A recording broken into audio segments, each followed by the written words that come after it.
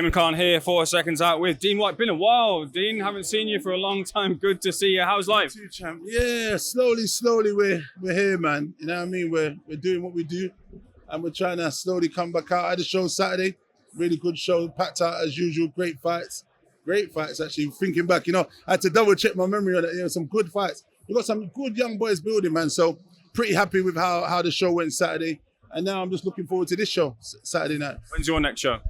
It was just Saturday gone on the 8th of June. We're literally about to announce today or tomorrow, July the 27th now. So any local fighters that want to get on, hit us up. I think we've got a few, but I think we've got a couple of spaces left. And we're just trying to build and get back to the drawing board and growth and kind of get back into the driving seat of what I love to do, you know what I mean? Wishing all the success with that, Dean. I know you've been doing well with those shows. Want to get straight into some of the hot boxing topics and get your take on them. First of all, Tyson Fury has released a response video, I guess it is. He's punched the bag. He says he's ready more than ever to avenge his defeat to Alexander Usyk off the back of a leaked video showing him intoxicated, enjoying himself for a night, but causing some concern for some people in the industry heading into that Usyk rematch. What did you feel when you saw that video? I wasn't sure if it was really him or not, but some people are saying it's confirmed it's him. But I mean, look, he's a man that's look, he's done a lot. He's going through a lot. He's lost. That's the first time coming back from the clutches of defeat, and he's probably just letting his hair down. Look, we've all kind of been in things and maybe acted out of the normal when emotions and things get to you, you know what I mean? But I think he's just probably letting his steam out. And he'll be back, man. December's a long time away, man.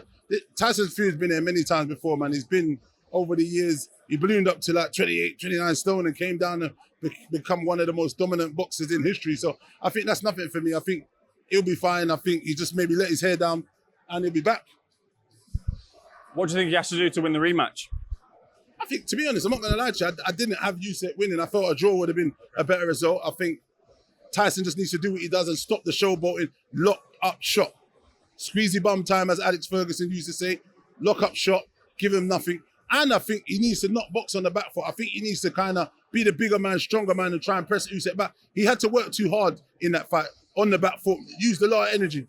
And I think that's got to him later on. He got tired, he was fucking around on the ropes and yeah. So I think him on the front foot is a devastating boxer and puncher, as we've seen in previous fights. Obviously, but the caliber of opponents are totally different because Usyk's in a league of his own. So, we've got to give credit to him also. But I mean, in about 4 rounds, in some of them rounds, I had, before that bit there, I just had him on a little bit of a shutout. Like, that 3-4 rounds where he was boxing his head off and Usyk couldn't get to him.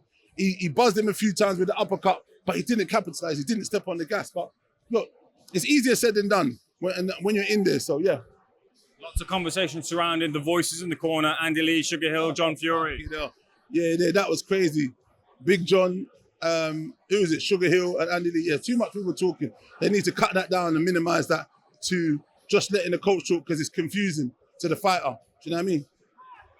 The heavyweight landscape has shifted with all these Saudi events, and recently we've seen Daniel Dubois, a real resurgence off the back of beating Jarrell Miller and now Filip Hrgović, where a lot of people writ off his chances against Filip Hrgović. He's now put himself in pole position, we think, for an Anthony Joshua fight at Wembley. What do you feel are his chances against Anthony Joshua? Listen, I was going to say 0 chance, but I'm being disrespectful. Not 0, but what I will say is he's got a punch chance because he can punch. But we're talking about Daniel Dubois against Anthony Joshua. He's another guy that's carried and brought the sport to a huge level. Anthony Joshua now is on a resurgence just like Daniel Dubois. But who is the most faster? Who punches harder? For me, it's Anthony Joshua. Do you know what I mean? But look, there's rumors, obviously, Daniel Dubois dropped him in sparring, but those are sparring. Daniel Dubois gets hit too much. If you look at their first 2 rounds with the Hrgović was pinging his head off. You're not going to allow Anthony Joshua to do that to you because you won't see out the round. You know what I mean? But look, do I think Daniel is improved? Immensely under Don Charles. They could prove me wrong because, to be honest, they proved me wrong twice, Miller and Hrgović. So I shouldn't write them off. But because it's Anthony Joshua, I would lean towards him because of the pedigree, because of what he's done in the sport, and because of the resurgence. Just like the conversations happening between Tyson Fury's corner and the voices there's also conversations surrounding Dubois' corner featuring Don Charles and also Dave Dubois giving the instructions. It seems like, looking at it from the outside point of view, maybe Daniel draws confidence from his father being in the corner there. That's exactly what I was about to say. The dad is the impetus for Daniel. That's his energy. That's his blood life. The dad is the reason why he got that win against Miller, because we see Daniel was lacking that confidence and was, he was getting battered in that Miller fight. And then the dad said, Daniel, put it together. Look at me. You've got it. And then he kind of pushed him on the spur and wants to get a win. The dad is the influence for Daniel, and the dad's done a great job with all the kids in boxing, to be honest. Big credit to the dad, big him up for real. But that is the key. And obviously he rules with the iron rod, and Daniel listens to him. So, you know what I mean? It's big moves and powers to them boys there, you know what I mean? Can you give us the latest with Dillian? What's the news with him? He's all right. He's in good space. He's training. He's ticking over. And hopefully we'll hear some news soon for him, man. He fights in Saudi lined up for him, possibly? I think he's working on, him and his team are working on what they need to. I don't really have the answer to that, but I'm sure we'll hear something soon from Daniel Whyte. But if you want, just log in Black Box Global page or Dean Whyte page, July the 27th, man. Hit us up. There's some news there. Just get your take on this fight as well, too. Riakporhe versus Billy Smith. Fights, 2 good fights, 2 solid fights. The massive fight is a really, really hard fight, I think, for Isaac Chamberlain. Maybe they should have looked for a different opponent. But you know what? Anything's possible in boxing. It is possible. I'm going to be rooting for Isaac, but it is a tough fight. It's a very tough. They're both tough, actually, durable guys. But Massey has shown with Parker, and Parker, who's on a tremendous run, who's, had some great wins against Zhang, John Tewada, and many others. Dempsey McCain. He's just on a great run with Andy Lee. You know what I mean? Even though Zhang knocked him down twice in that fight, but I mean, Massey, he's a problem. He gave Richard Riakporhe in that fight a run for his money. It was a razor thin win Riakporhe got. So I mean, he's in for a hard fight, man. Make no bones.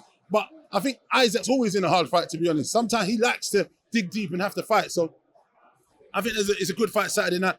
Crispin Smith against Richard Riakporhe. Obviously, this is the rematch. We've seen it before. Richard is obviously a big puncher, a huge puncher for the weight.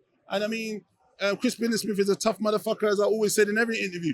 Durable. I think these guys are going to make a game plan. Hopefully it's not just walking forward, taking shots to kind of slip some shots to give a bit of work, because it might not work. I hope Richard boxes behind a good solid jab and places his shots and looks for the stopper, as opposed to right hand happy and getting carried away with the power, because, sometimes that doesn't work. If people know how to step back and make you miss, you're going to start draining. Later on in the rounds, the power wins. But look, I'll be rooting for Richard. I'll be rooting for Isaac, both South London boys who've done tremendous in the sport of boxing. So yeah, we're looking for a double on Saturday night. But I mean, make no bones, it is a hard night's work for these guys. And it could go either way, because it is a solid fight.